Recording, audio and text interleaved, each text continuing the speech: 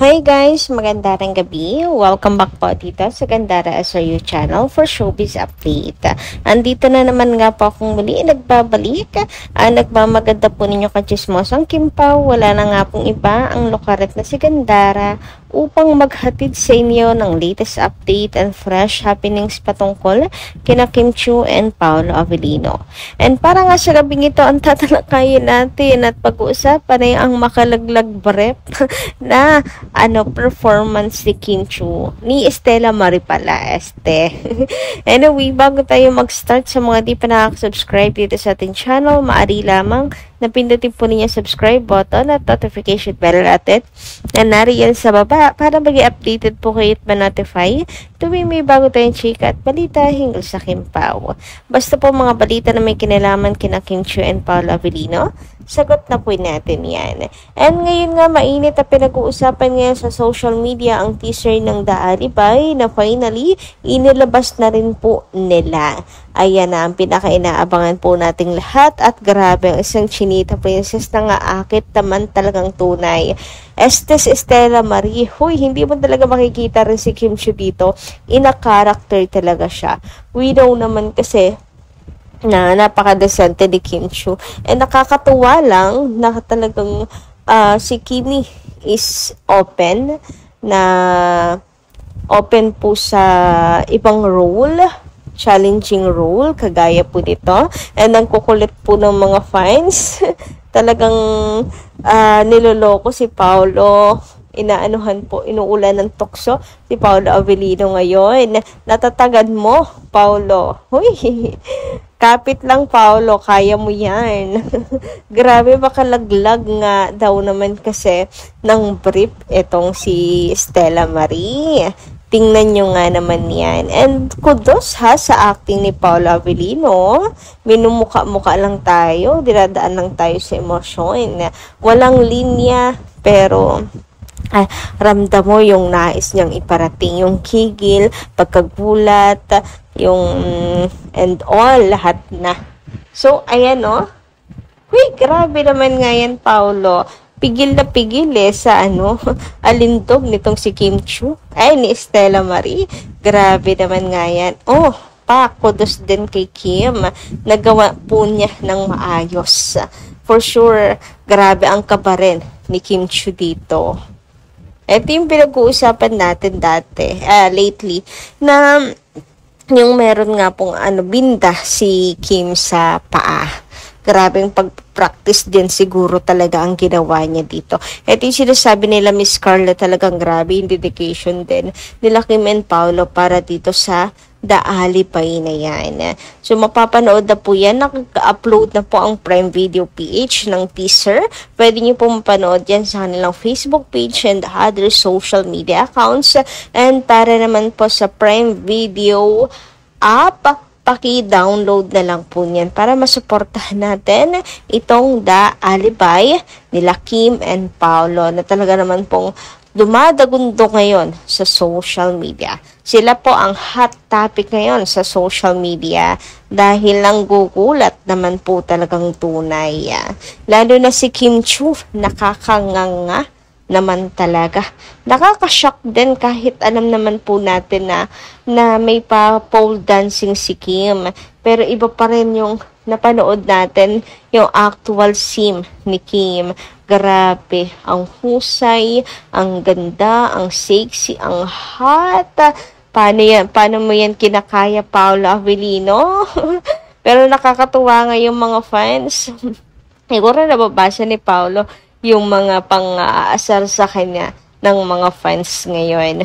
Uy, panigurado, kinakabahan din talaga si Kim and Paolo nang ilabas itong The Alibay. But anyway, trending na trending ngayon sa social media yan with the 4 hashtags. Talagang inaangkin po ng Kim Pao ang Twitter. Grabe, namamayagpag ang The Alibay ngayong gabing ito. Good job! And congratulations sa team The Alibay. Congratulations kay Kim and kay Paolo. Ito rin yung isang kung ako nga di ko kinakaya Grabe yung scene na to.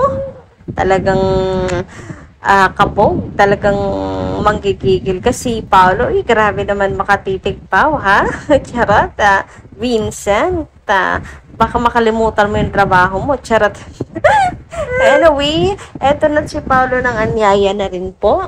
At pinompromote ang The Alibay sa kanyang social media account. Muling nabuhay ang account ni Paolo Avellino. Samantala, dumako naman tayo sa pagbabasa po ng mga comment na ating mga kakimpaw sa nagdaan nating mga balita. Ayon dito sa comment ni Latin Home Hunter, Miss Gandara, long hair pa dyan si Kimi. Kasi hindi pa nag-start ang The Alibay eh. At ang Kimpaw nga yan, dahil sa hubog ng katawan nila. How sweet naman, parang ayaw mo nang matapos ang maghapon kung ganyan naman. Kagwapo ang kasama mo. Gandara, thank you sa ayuda. God bless us all. Take care always. Naku, kung ganun nga po parati ang ayuda, abay talaga naman pong busog na busog tayo. Ano? So, ayan, maraming nagsasabi nga sa hubog ng katawan, sila Kim and Paolo ngayon. Unti-unti naglalabasan. Ngayon, ang tanong, sino ang naglabas niya? Ay, uy, grabe naman nga. So, ang dami talaga mga private moments nila Kim and Paolo. Marami pa talagang mga nakatago po sa baul. Well, unti-unti naman talagang nilalabas nila Kim and Paolo. Yan, sila mismo nag-upload. Kaya lumalabas rin ang katotohanan. Kumbaga sila rin naman ang naglalabas ng katotohanan. Hindi na kinakailangan ng chismis because wala namang pagtatago sa kanilang galaw. Nililimitahan lamang nila na ipaalam sa publiko but they are not secret. Iba naman kasi yung private lang na nais kasi napaka-pribadong tao ni Paolo. Si Kim naman before, open naman yung relationship niya. So, kumbaga sa simula, sinasarili muna talaga. Nalala ko may interview ako na panood kay Kim before na sinasarili talaga muna yung relationship, hindi muna inaamin. Pero, open naman. Kaya, kailangan pa ba ng pagsalita, confirmations and all? Sa galaw naman, basang-basa mo na. Hindi ba? So, ayun, sa mga bashes ang tinitira kasi nila, yung obligasyon ni Paolo bilang ito'y isa ng ama. Pero wala namang masama doon no?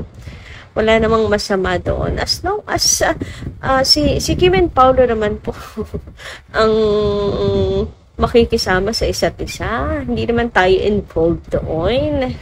Kaya wag niyong ilagay yung inyong sarili kay Kim or kay Paolo dahil hindi po kayo sila para pangunahan yung damdamin nila at desisyon sa buhay. Samantala, sabi naman dito ni Helen Santos, magandang gabi. Ako kina Kim and Paolo, hindi na lang pansinin ang mga sinasabi ng mga bashers. Ang alam niyo sa sarili ninyo, habang buhay na kayong dalawa, kita nyo halos mag-aapat na taon na kayo. Ayan, nalampasan yung lahat ang mga sinasabi sa inyo ng mga bashers. Napaglabanan ninyong lahat. Iyan, walang mga nagawa sa buhay. Basta kami, alam namin na totoo talagang pagmamahala ninyo.